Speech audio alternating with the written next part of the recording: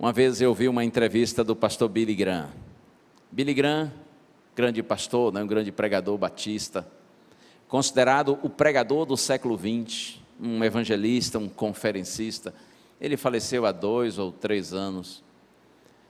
E certa vez eu vi uma entrevista do pastor Billy Graham, e o repórter perguntou assim para ele: pastor, durante todo o seu ministério, qual foi sua maior tentação? Enquanto o pastor Billy Graham pensava, já idoso, o repórter adiantou e disse assim: pastor, porventura foi mulher? Atração pelo sexo oposto? Essa foi a maior tentação que o senhor precisou conviver durante todo o seu ministério? Ou então, pastor, vou lhe dar outra opção: foi dinheiro? Interesse de ganhar dinheiro? De repente o senhor viu aí muitas entradas de doações e o senhor se encantou com dinheiro?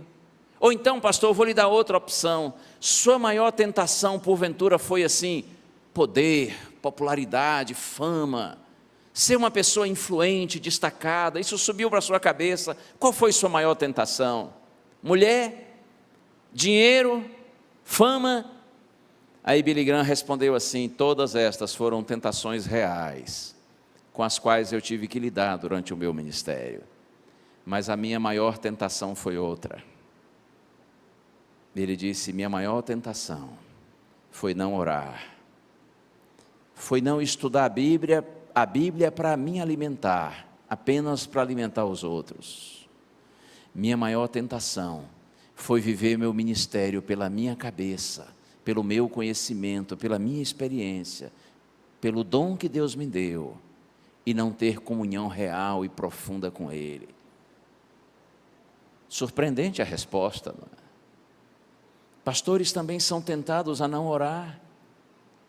Anciãos da igreja, líderes do ministério de mordomia cristã, professores da escola sabatina, diáconos, enfim, nós líderes da igreja também somos tentados a não orar.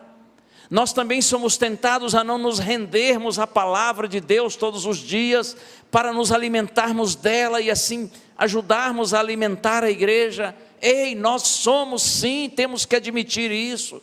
Nós temos que admitir nossa vulnerabilidade.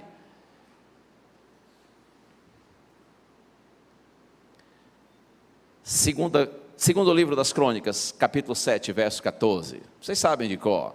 E se não sabem, deviam saber. Preciso estudar mais a Bíblia. Oh!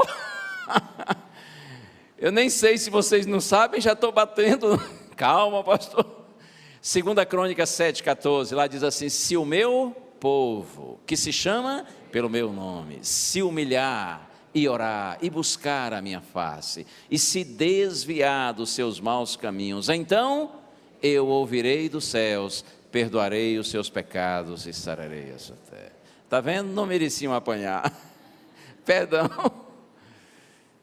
Se o meu povo, diz Deus. Ei, Deus não está falando aqui para os ímpios, para os pagãos, para os perdidos. Deus diz assim: se o meu povo, que se chama pelo meu nome, se humilhar e orar. Irmãos, a oração é um ato de humildade. Talvez seja por isso que a gente ora pouco. Talvez seja por isso que os irmãos mais simples são os que oram mais. Porque quando você ora, você reconhece sua carência, sua dependência, sua insuficiência. Então é por isso que Deus diz assim: se o meu povo, que se chama pelo meu nome, se humilhar e orar.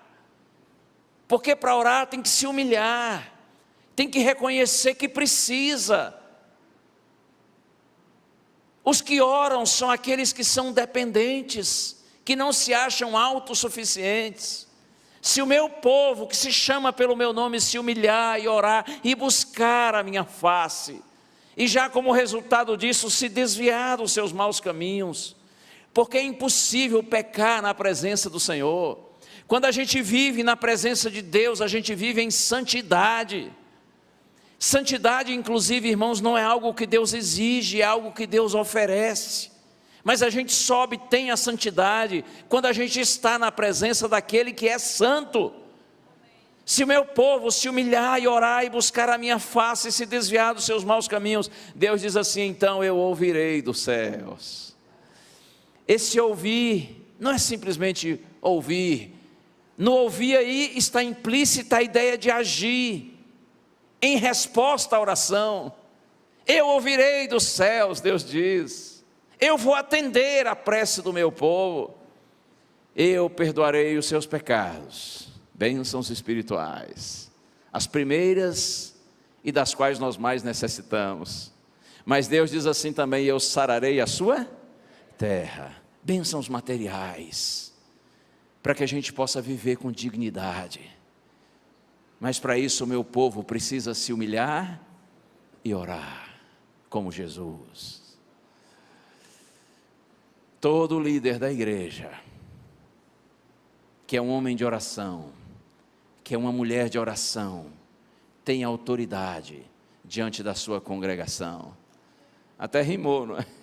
Vou falar de novo. Todo líder da igreja, seja homem ou mulher, que vive em oração, tem autoridade sobre sua congregação. Sabe por quê? Porque não é difícil perceber as pessoas que oram. As pessoas que oram se tornam mais espirituais. E como é bom quando a gente convive com líderes da nossa congregação, que são pessoas espirituais. Pessoas que não buscam a sua própria glória, mas a glória de Deus, pessoas que são humildes. Como é bom quando a gente convive com pessoas assim, não é? Jesus era um homem de profunda vida devocional. E vou citar outra.